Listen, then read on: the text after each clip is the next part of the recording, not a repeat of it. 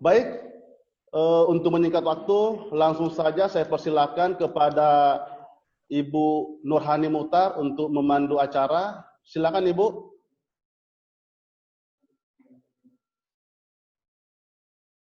Halo Ibu Nurhani.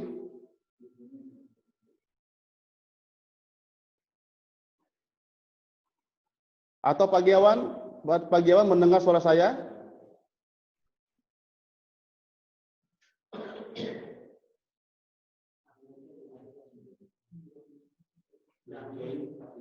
Saya kedengeran.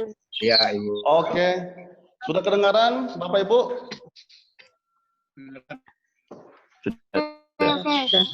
Oke, mohon maaf Bapak Ibu karena kita terkendala teknis ya. Jaringan putus nyambung. Udah kayak lagu aja nih, putus nyambung. Baik, Ibu Hani dengar suara saya, Ibu? Suaranya putus.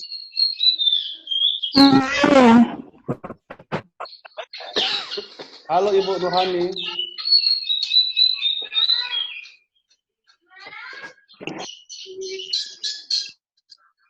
Saya Mas Anca. Oh, oke. Oke, Bu. Oke, baik. Baik Bapak Ibu Kita sekalian. mulai ya. Oke, baik Bapak Ibu sekalian. Untuk host agar semua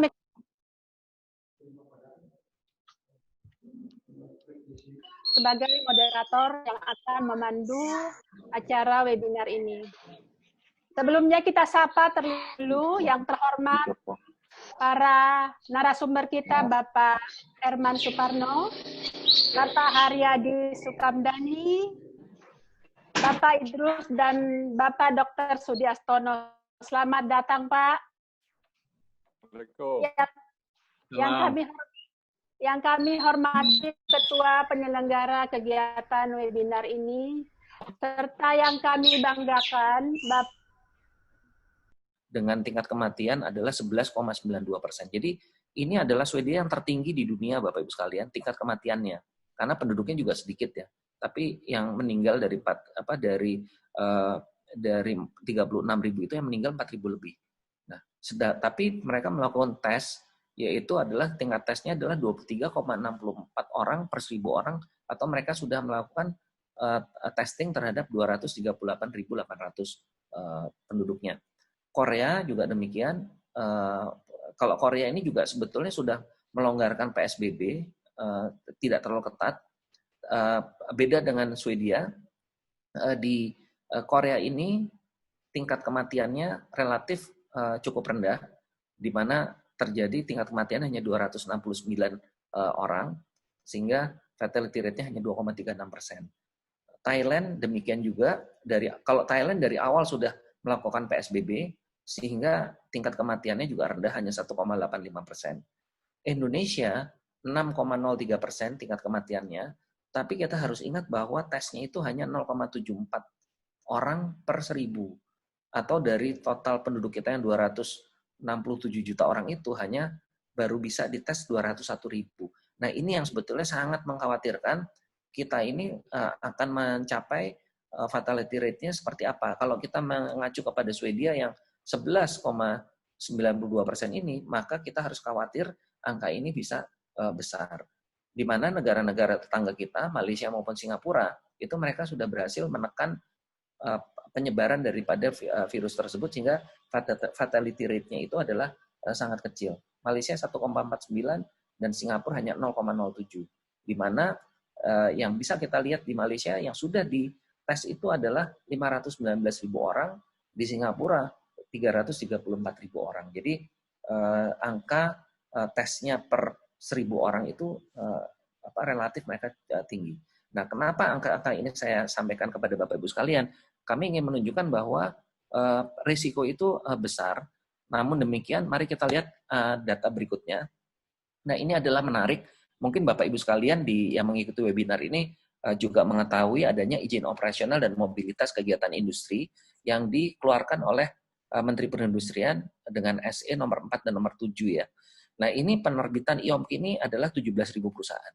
Dan yang menarik adalah dari 17.000 perusahaan ini, mungkin nanti Bapak Ibu dalam tanya jawab nanti juga bisa dimunculkan temuan Bapak Ibu di lapangan, yang kami monitor kasus yang muncul itu relatif sedikit dan semuanya bisa ditangani oleh perusahaan. Satu-satunya yang mencuat cukup menonjol dan jadi sorotan itu adalah kasusnya Sampurna di Jawa Timur, di mana di sana ditemukan 77 orang positif corona dan 2 orang itu meninggal. Tapi dari 77 itu seperti yang dilaporkan kepada kami bahwa relatif yang sisanya itu sembuh. Nah, jadi ini juga saya tidak tahu apakah juga FKNK terlibat aktif nih, makanya kasusnya menjadi relatif sedikit ya. Nah, dengan kondisi tersebut maka dapat kita simpulkan bila pelaksanaan protokol kesehatan ini dilakukan dengan ketat, maka tingkat keselamatan pekerja dapat dijaga dengan baik. Nah, dalam pelaksanaan normal baru nanti atau new normal, maka partisipasi aktif kader norma ketenaga kerjaan ini sangat diperlukan untuk penerapan protokol kesehatan di perusahaan dan juga sosialisasi kepada pelanggan atau masyarakat yang berhubungan dengan kegiatan perusahaan. Jadi maksud kami di sini tidak hanya yang di perusahaan, misalnya di manufaktur, tapi juga misalnya di sektor jasa, di sektor pariwisata, yang misalnya di perdagangan, hotel, mall, restoran, dan sebagainya, maka kader norma ketenaga kerjaan ini juga sangat diharapkan untuk melakukan sosialisasi terhadap pelanggannya atau masyarakat yang berkunjung yang bersinggungan dengan perusahaan. Nah, Bapak dan Ibu sekalian, sebetulnya protokol dari Kementerian Kesehatan itu sudah disampaikan. Ada dua peraturan Menteri Kesehatan yang keluar, yaitu adalah peraturan Menteri Kesehatan nomor 238 kalau saya tidak salah, itu menyangkut masalah panduannya, dan 335 itu adalah menyangkut protokolnya. Jadi itu sudah sangat jelas. Di sini sepintas saja saya ambilkan garis besarnya. Intinya adalah perusahaan itu wajib membentuk tim COVID-19. Perusahaan memberikan kebijakan setiap ada kasus yang dicurigai sebagai kasus COVID-19, dan intinya adalah melakukan protokol secara keseluruhan, sosial sampai dengan proses kebersihan atau pembersihan dengan disinfektan. Kurang lebih seperti itu yang ada di protokol Kementerian. Nah, ini yang tadi saya sampaikan 328 untuk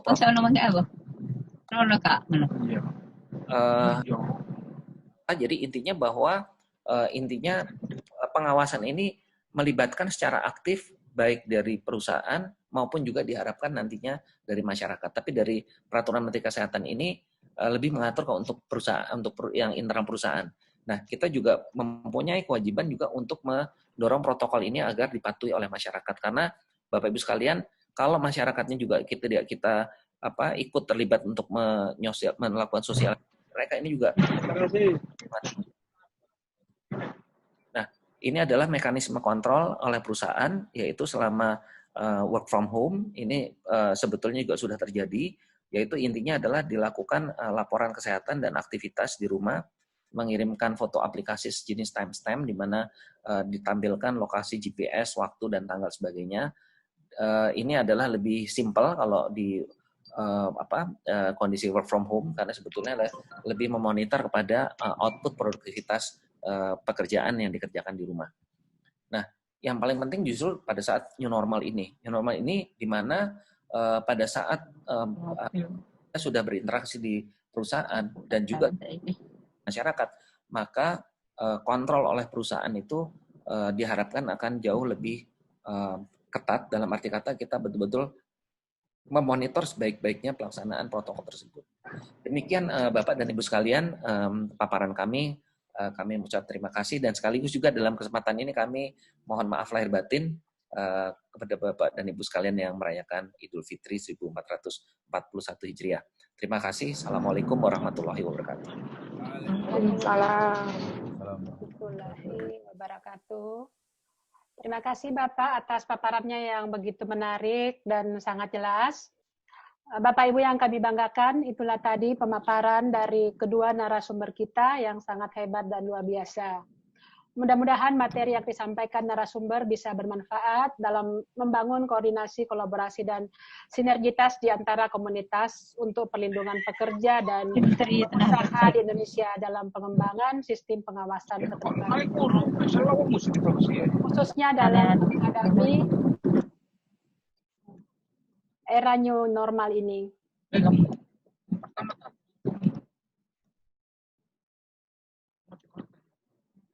Halo?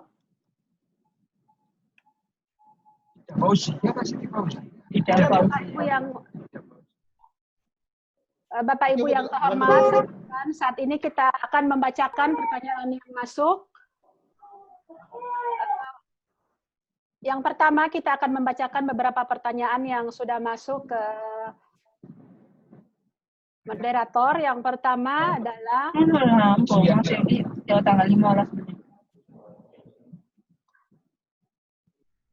dari Ibu Nur Ainia Silvia Endria untuk Pak Haryadi, bagaimana Apindo menyikapi kewajiban adanya KNK dalam tempat kerja?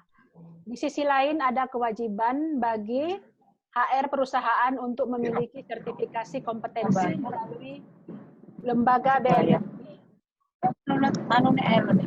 Pak Haryadi, nomor pendaftarannya Ellen. Ini ditujukan ke Pak Haryadi. Pak Haryadi monitor. Monitor. Silakan Pak. Jadi langsung saya jawab nih, Bu Hani. Siap Pak, siap langsung. Jadi kalau mengenai kewajiban KNK, saya rasa ini sangat penting ya, apalagi dalam situasi yang seperti ini. Namun demikian, ini juga mohon menjadi perhatian juga teman-teman di forum KNK ya, karena saya melihat juga banyak perusahaan yang belum tersosialisasikan tentang KNK itu sendiri. Jadi ini juga perlu, karena menurut pandangan kami ini sangat baik disosialisasikan sehingga perusahaan aktif.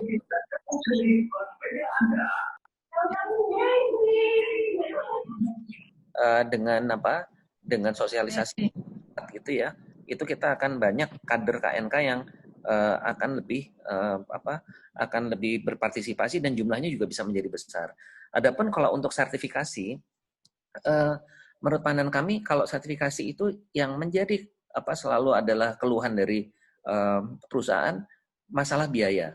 Nah ini jadi kita nanti menurut pandangan kami, kalau kami boleh usul, sertifikasi itu sebetulnya kita bisa carikan jalan bagaimana agar biayanya itu bisa menjadi lebih rendah.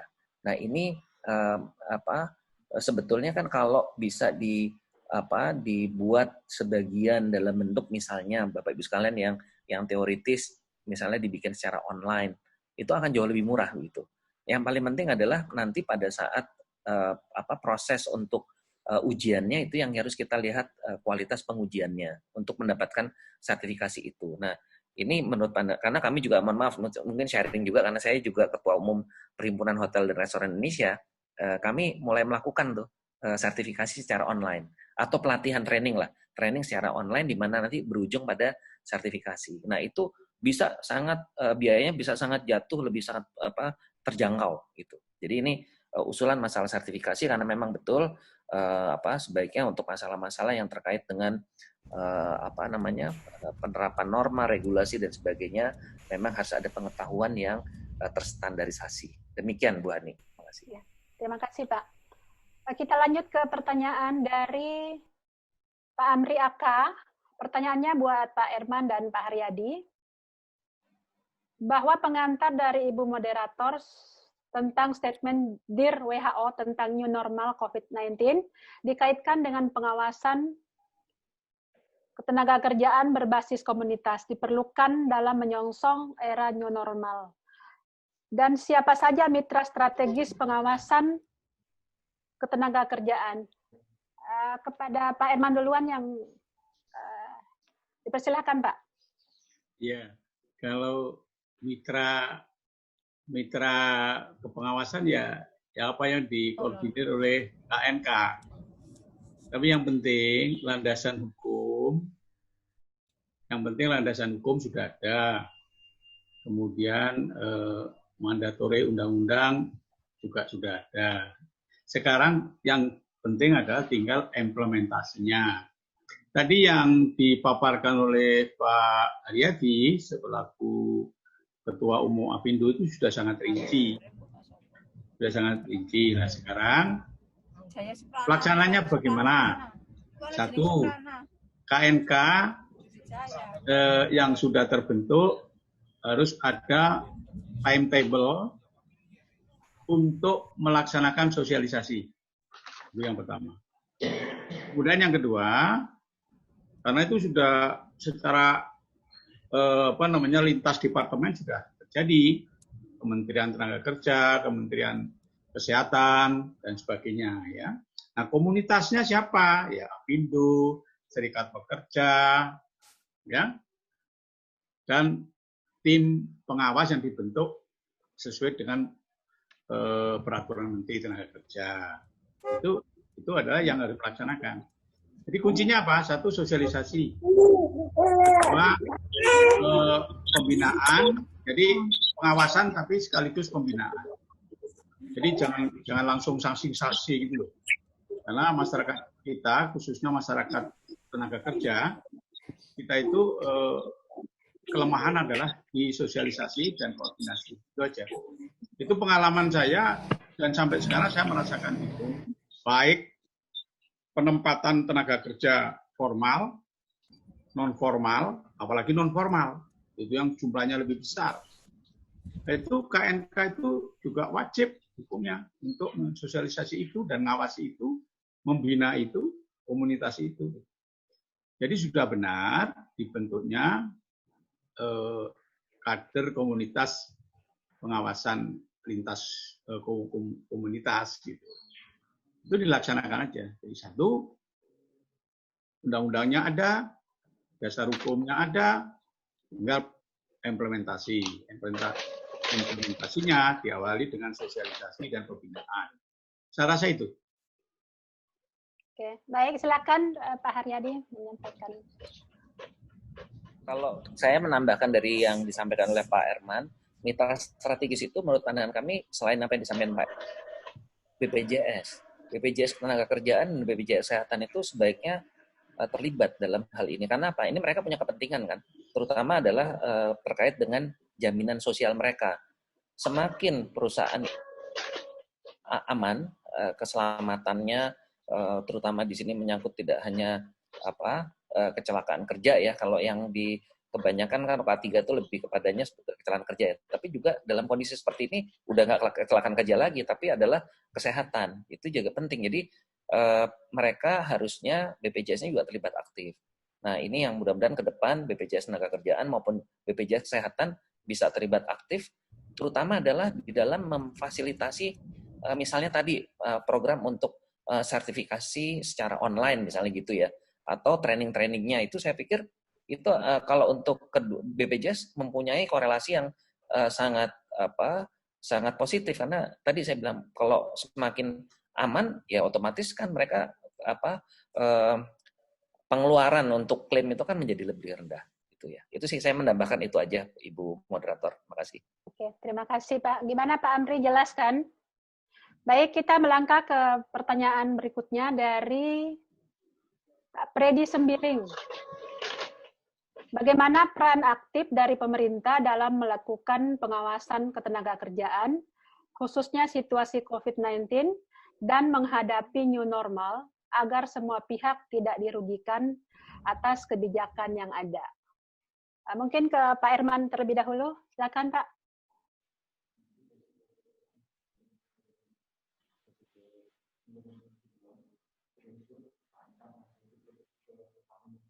Halo Pak Herman. Oh, ini Mas, di mute Mas itu nih. Unmute Mas, punya Pak Herman. Pak Herman ininya. Oh, lagi. Bu, silakan Pak Menteri, silakan Pak. Pak Menteri, silakan Pak. Itu pertanyaannya tadi apa? Silakan.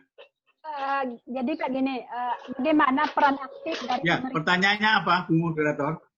Siapa? Bagaimana peran aktif dari pemerintah dalam melakukan pengawasan ketenagakerjaan agar semua pihak tidak dirugikan atas kebijakan yang ada, Pak?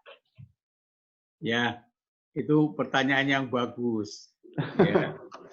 Pertanyaan yang bagus. Maka dulu saya itu melakukan revitalisasi pengawasan ketenagakerjaan. Dasarnya revitalisasi itu adalah membuat analisa jumlah tenaga kerja pengawas. Jumlah daripada petugas pengawas. Nah, sekarang istilahnya adalah kader-kader pengawas yang dikoordinir oleh KNK, itu udah bagus. Itu analisa saya pengawasan itu masih kurang dari jumlah perusahaan tadi yang dipaparkan oleh Pak Haryadi, dari jumlah tenaga kerja baik formal maupun non formal. Dan begini, pendekatannya itu jangan terlalu formalistik ya. Dulu saya membentuk pos kesehatan pekerja non formal. Itu saya peranan pemerintah itu membuat hospital mobile. Nah, itu saya ingat itu masuk di dalam Direktorat Jenderal Hubungan Industrial kalau nggak salah. Jadi di mobil itu lengkap dengan dokternya, laboratorium dan sebagainya. Dan itu saya sumbangkan ke daerah-daerah. Oke, itu dulu. Sekarang gini aja, peranan pemerintah terhadap pengawasan ketenagakerjaan. Yang pertama, itu sudah jelas Departemen Tenaga Kerja itu sudah mempersiapkan tenaganya pengawas. Tapi masih kurang. Oleh karena itu, saya sependapat dengan Pak Haryadi tadi mendidik, mentraining kader-kader tentang pengawasan ketenagakerjaan. Itu pertama. Kemudian kedua, tentu memang perlu biaya. Nah, sekali lagi, kalau kita hanya mengandalkan pemerintah ini sudah keuangannya sudah babak belur. Itu BPJS tenaga kerja perlu dilibatkan. Karena programnya itu antara lain adalah di samping hari tua, kecelakaan kerja, juga kesehatan atau keselamatan kerja. Itu relatif sekali gitu. Nah, oleh karena itu ini perlu diajak bicara atau didiskusikan secara nasional, dipimpin oleh Departemen Tenaga Kerja. Itu saya rasa gitu. Peranan pemerintah itu begitu. Oke, baik Pak. Pak Haryadi gimana pandangannya? Silakan Pak. Kalau saya pandangannya pemerintah itu harus aktif untuk mensosialisasikan ya dalam karena tadi di dalam slide saya kan saya sampaikan ya memang kalau pemerintah diharap pasti ada kendala lah, terutama anggaran. Jadi yang paling utama menurut pandangan kami adalah pemerintah harus melakukan sosialisasi dengan baik. Saya mencontohkan ya kemarin itu pada waktu izin yang tadi yang saya sampaikan IOMKI, izin operasional dan mobilitas kegiatan industri. Pada waktu pelaksanaan awalnya itu banyak perusahaan yang sebetulnya tidak siap, tapi udah terlanjur dapat izin dan untungnya juga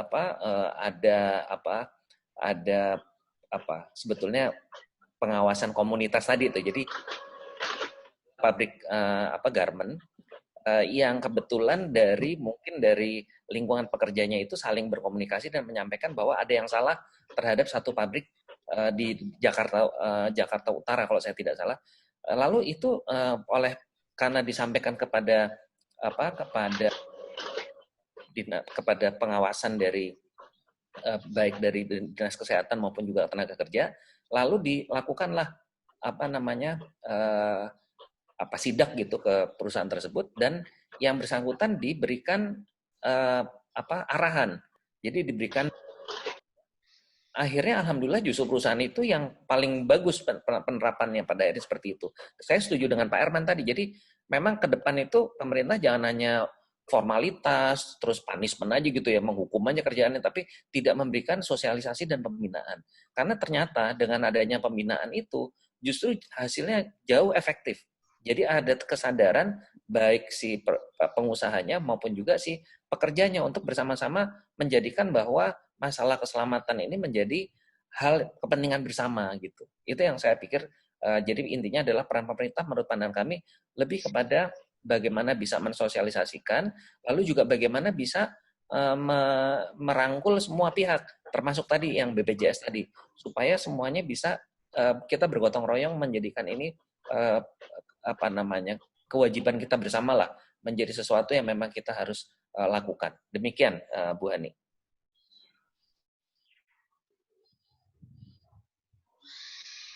Pertanyaan berikutnya, yaitu dari Pak Saud Sihaan. Saya bacakan pertanyaannya. Terima kasih untuk Pak Herman dan Pak Haryadi atas pencerahannya. Saya Saud Sihaan, mantan Sesditjen Binwasnaker, menyampaikan terima kasih atas dukungan Bapak berdua sejak SMK 3 dikeluarkan. Tujuan SMK 3 adalah membantu perusahaan dan pengawasan dalam pelaksanaan penerapan K3 dan perlindungan tenaga kerja. Sebagaimana tadi yang disampaikan dalam paparan Pak Haryadi, maka menjadi menarik tantangan negara kita untuk melakukan penguatan pengawasan dalam new normal situasi. Apakah Bapak berdua sepakat untuk mendukung pengawasan yang berbasis digitalisasi dengan tidak lagi mempersoalkan kekurangan jumlah pengawas? Terima kasih. Pak Herman?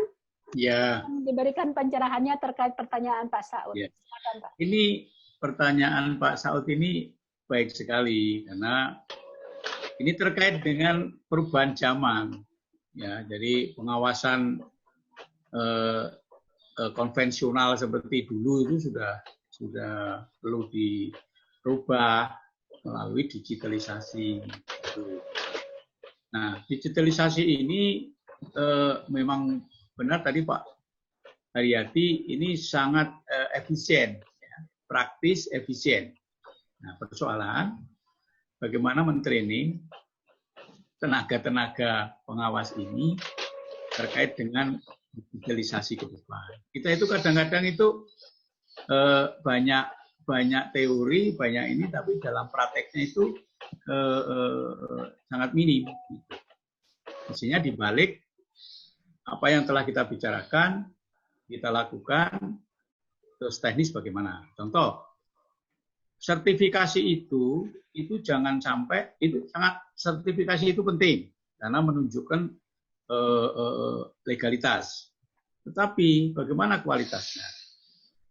Bagaimana komitmennya dia sebagai tenaga pengawas atau kader pengawas ketenagakerjaan, komitmen terhadap apa yang telah didapat, yang telah tersertify tadi. Nah itu. Sebetulnya Pak Saud tadi itu kita tuh harus sinergi ya. Sekarang udah zamannya zaman kolaborasi, zaman sinergi. Jangan di apa? Gini bahasanya itu, ini tugasmu, tugas saya, tugas saya. Itu tuh keliru. Zamannya sudah bukan itu. Pengusaha juga begitu. Pengusaha itu sudah tidak ada kompetitor. Bahasa kompetitor bersaing usaha itu harus dihapus. Yang benar adalah kolaborasi. Baik nasional maupun internasional. Itu baru bisa berkembang di era saat ini loh. Nah, kembali kepada pertanyaannya Pak Saud tadi, teknis pelaksanaan aja. Kemudian yang kedua, elemen-elemen yang terkait diajak. Itu BPJS tenaga kerja, itu kita perjuangkan, kita rubah menjadi badan nasional yang bertanggung jawab langsung kepada Presiden. Secara teknis di bawah koordinasi Menteri Tenaga Kerja, itu harus dioptimalkan. Karena di sana ada program, haknya pengusaha, haknya karyawan. Untuk apa? Wabil khusus adalah untuk kesehatan dan keselamatan. Sekarang mau saya tanya, corona itu membawa dampak masalah kesehatan atau apa? Kesehatan. Dan ingat bahwa hubungan pengusaha dan pekerja itu sama dengan kalau saya ibaratkan uang, koin. Dua sisi yang berbeda, tapi kepentingannya sama untuk mendapatkan nilai ekonomi bagi pengusaha maupun bagi pekerja. Itu harus diingat itu. Maka pekerja yang sebenarnya adalah dengan pengusaha itu adalah pelaku ekonomi, bukan pelaku politik. Walaupun hak politiknya kita harus hormati, kita hargai. Itu. Terima kasih. Mungkin Pak Haryadi nambahi. Ya, silakan Pak Haryadi ditambahkan.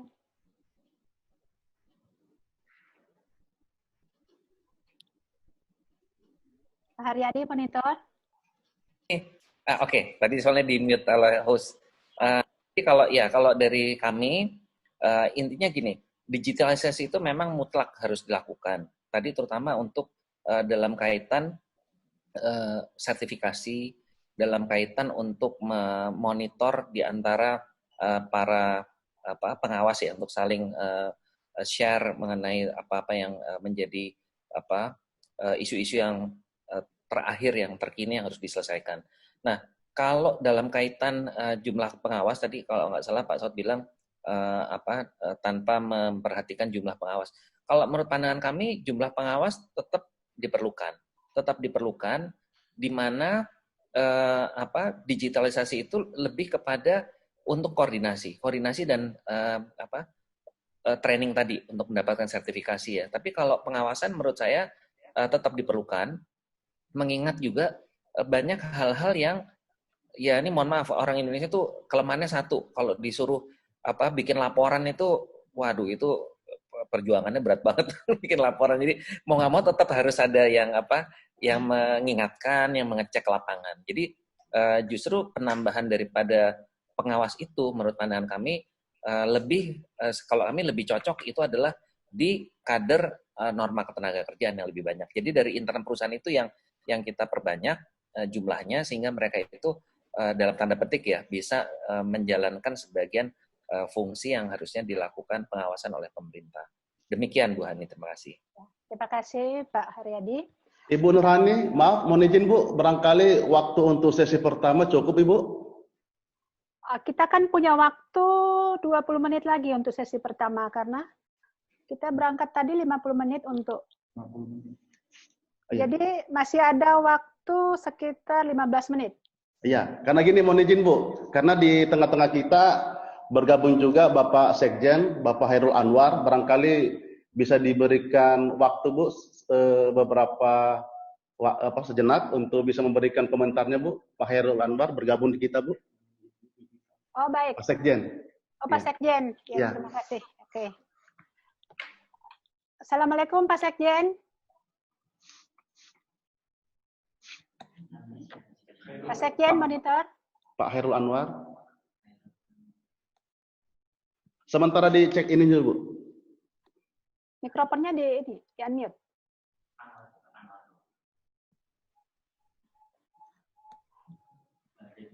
Oh, sudah ini Bu, udah close kali Bu. Udah Bu.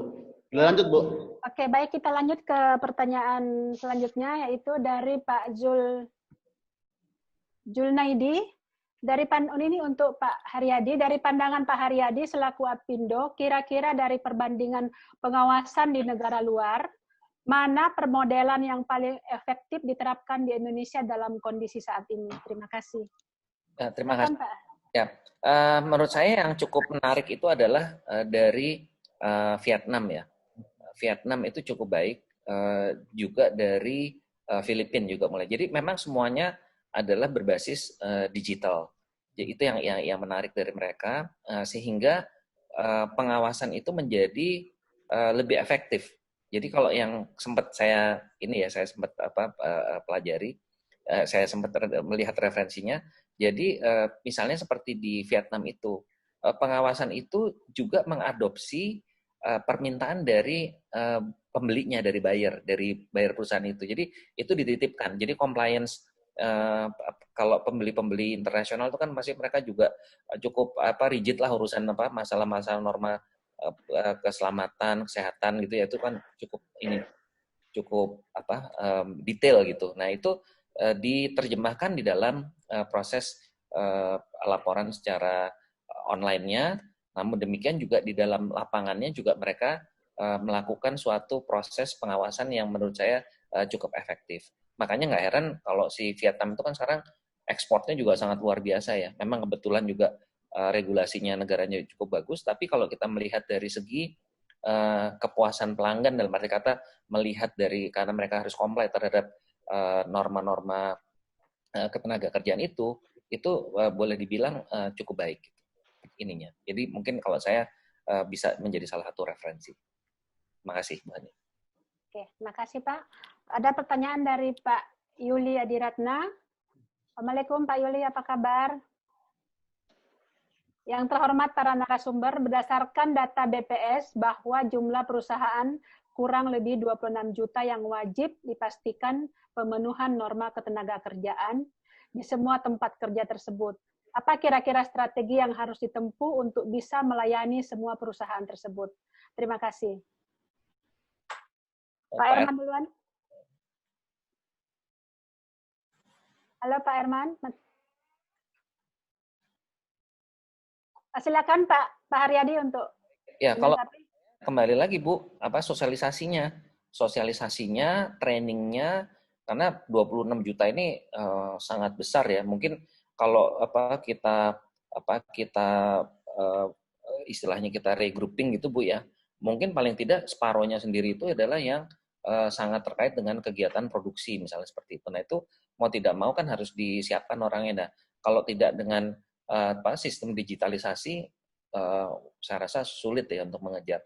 Nah ini menurut saya mungkin PR juga nih untuk teman-teman FKNK ya, untuk merumuskan bagaimana bisa tersosialisasikan, bisa makin banyak pihak yang mau menjadi kader KNK, dan kedepannya juga akan kita harapkan akan bisa memberikan kontribusi yang juga positif untuk baik perusahaan maupun pekerjanya, dalam arti kata output produktivitas, output daripada keselamatan kerja maupun kesehatan kerjanya juga menjadi lebih baik. Demikian Bu Ani.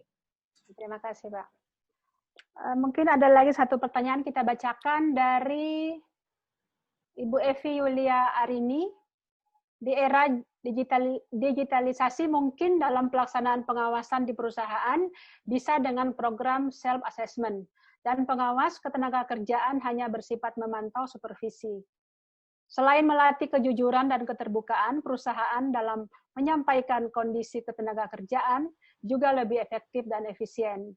Namun perlu mekanisme yang sesuai dalam proses penegakan hukum bagi perusahaan yang tidak memenuhi norma ketenagakerjaan. Ini mungkin sarannya. Selanjutnya kita ini sebagian besar hanya saran.